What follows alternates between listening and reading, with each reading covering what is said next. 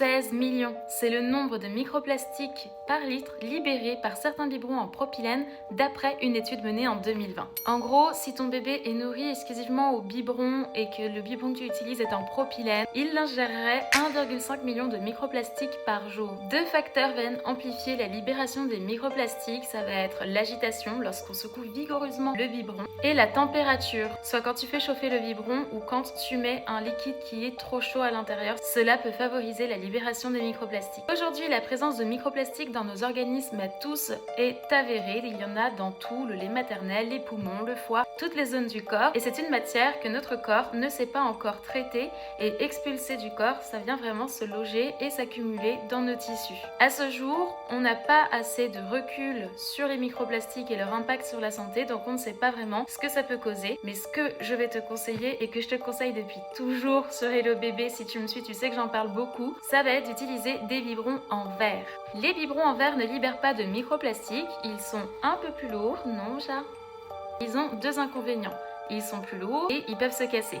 Cependant, il existe aujourd'hui des petites protections en silicone qui vont permettre de ne pas casser le biberon s'il venait à tomber par terre. Donc c'est plutôt pratique. Mes 3 conseils pour éviter la libération superflue de microplastiques, même si tu utilises du coup des biberons en propylène, ça va être lors de l'agitation, privilégier un mélange doux, donc en faisant rouler le biberon entre les mains ou en le faisant tourner comme ça. En plus, ça évite la formation de bulles d'air qui peut faire mal au ventre de bébé et en plus, ça empêche la libération de trop de microplastiques.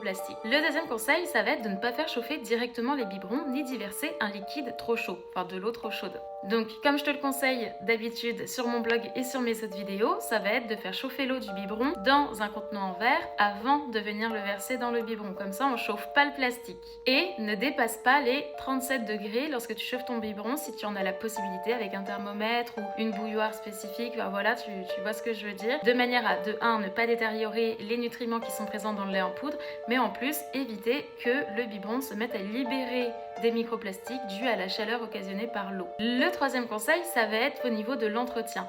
Lorsque tu constates que tes biberons sont rayés ou usés, je t'invite vraiment à les remplacer. Parce que c'est comme les casseroles que l'on a en téflon anti-adhésif, tout ça, si elles sont rayées, bah c'est pas bon pour la santé de continuer à manger dedans, c'est vraiment mauvais, tu le sais. Et bien c'est pareil pour les biberons. Donc si tu vois que ton biberon il est rayé, qu'il est usé, change-le, ça évitera qu'il libère de plus en plus de microplastiques.